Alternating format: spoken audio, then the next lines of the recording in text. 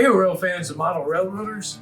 Welcome back to another episode of Getting Back on Track with Steve and Roxy. Now, last week, we had talked about laying more coke road bed at our flex track, down across our layout, across the bridge, and around the corner up to our swing bridge. In order to do that, we needed to order a couple of pieces of bridge track to go on the bridge area. So we did order those, but because of the snow and icy conditions across the country, they haven't been received by us yet. So we're really hesitant to lay more cork and rail track until we have those. We want everything to line up perfectly. So instead, we thought we'd get after weathering that bridge and making it look more realistic so it's ready for the track when it arrives. So let's break out that spray paint, the airbrushes, and the chalk, and let's get this work done. So here we have some examples of what rust should be looking like. You'll notice there's an overall kind of a rust color to most of the bridge, most of the surface, but there's also a lot of pitting and flaking of paint and areas where you have newer rust, which will be redder.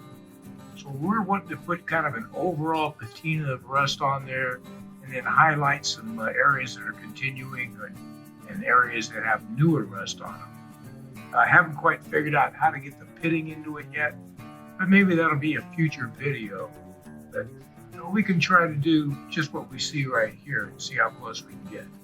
So we're gonna paint the bridge. You've already primed it, but we need to get it black first. So what I'm gonna use is this Mars Black.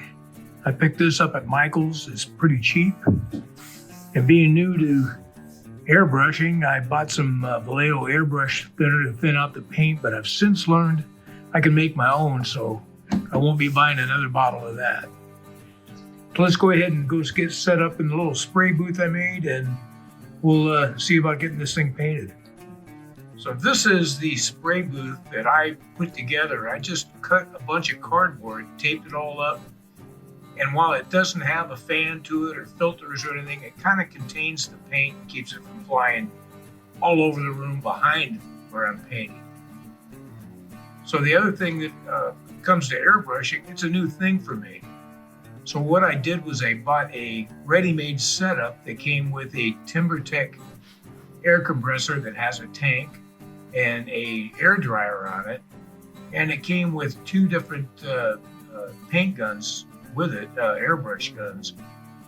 And the one I'm using here is a siphon one, which I tend to like better because it contains the paint real well, and I've had some problems with a gravity feed where it's kind of seeping around. I'm getting paint everywhere. The idea here is to do very fine, thin coats and layer it and layer it and layer it.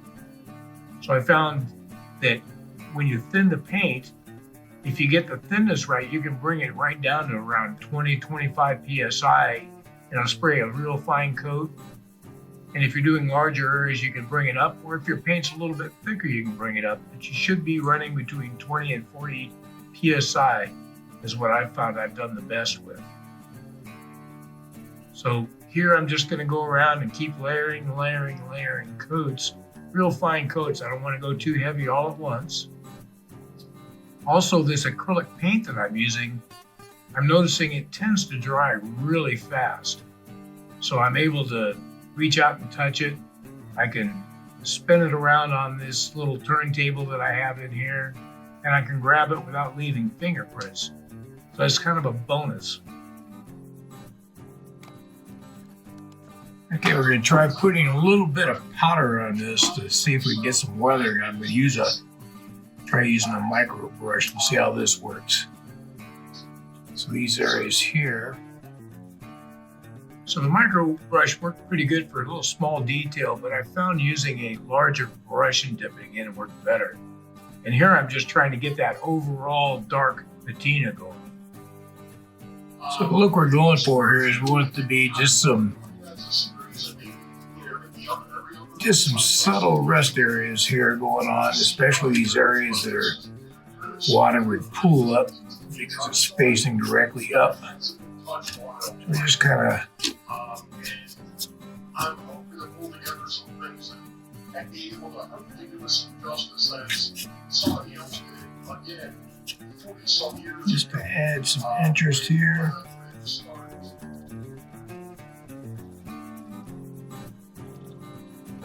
You probably hear that going. I'm sitting there watching videos while I'm working here. Okay, so we're gonna add a little sides here.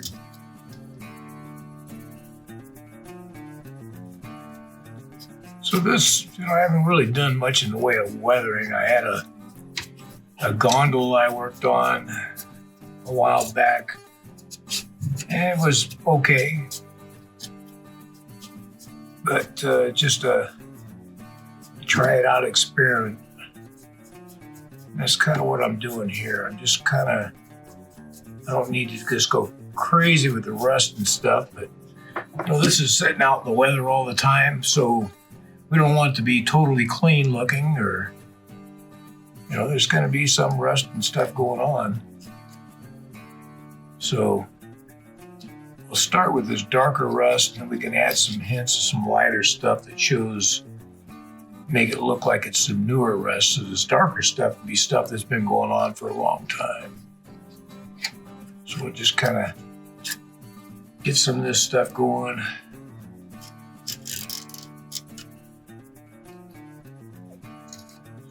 And I think it works well with putting the black down first.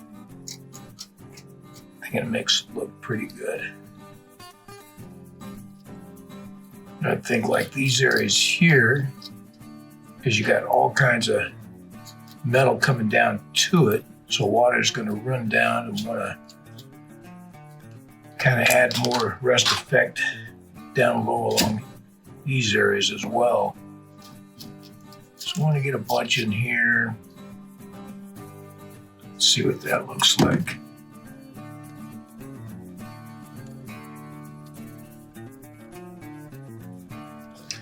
So, I'm noticing also it looks like the makes the rivets stand out quite a bit more when you rub it in good.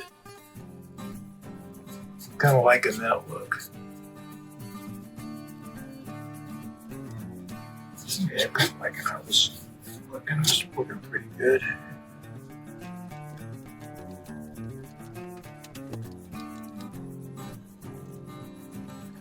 These areas down low, I'm thinking it's going to get a bit more rusty looking.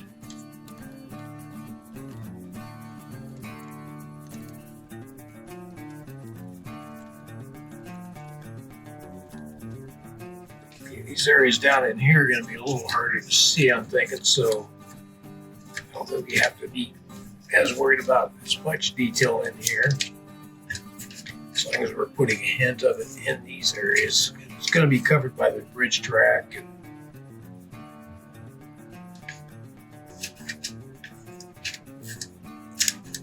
this in-between looking stuff.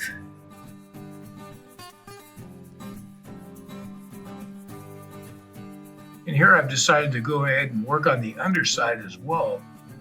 Now, with a normal viewing angle, you're not going to see this underside, but I would assume that if you went down and tried to look up the river area and up into the water feature, the waterfall, you'd probably see some of that. So I wanted to make sure that that was completed and finished as well. I think it's a good call to do as much as you can. So we're just taking our light rust, and we're looking for areas where you'd see water pooling up. Put a little bit on there.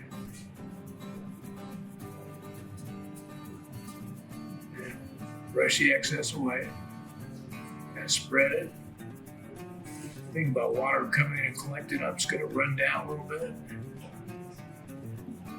Gonna leave these little rusty areas, rusty streaks.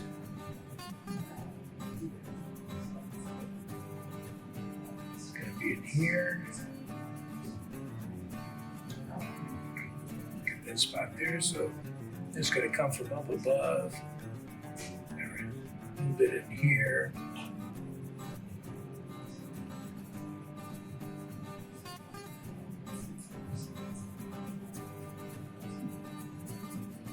And we're going to run a little of that excess off. Okay. So We got lots of little rusty areas here. Same thing's gonna be down here. These are all places that rust will probably pool up. The water would be wanting to run down through here. You know where you got these overlapping areas. The water would just set. It's starting to corner, maybe start growing outward a little more.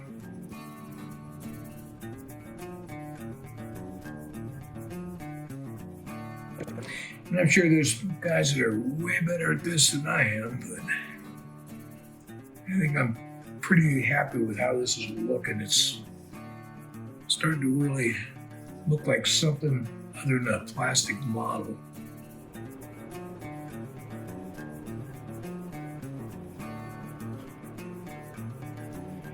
These areas here that's like, water can just sit there. There we go.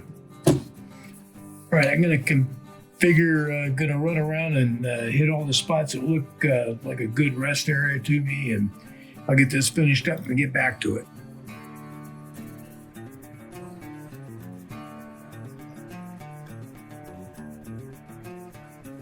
That's looking like a pretty rusty old bridge.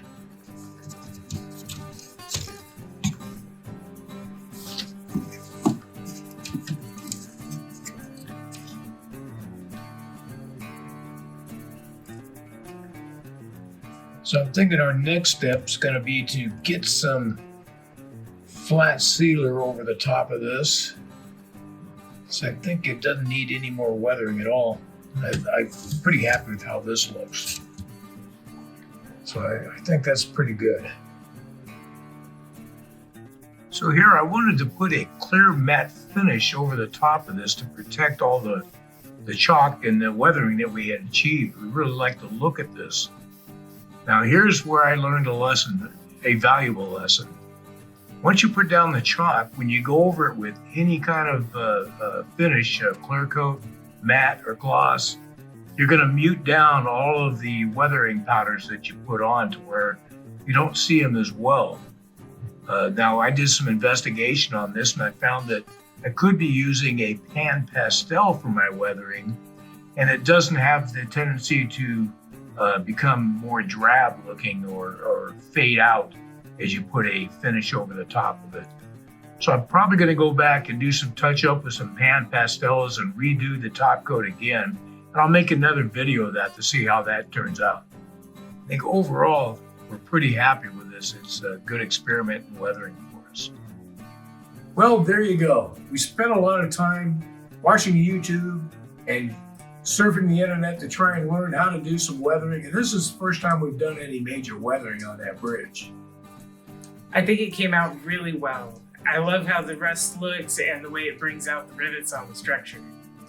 And we did learn some valuable lessons on it. Number one being, don't spend all your time doing all that chalk and weathering and then put a coat over it just to have it disappear. So we did have to go back and touch it up again with some more chalk, but I think it came out pretty good. We're pretty happy with it.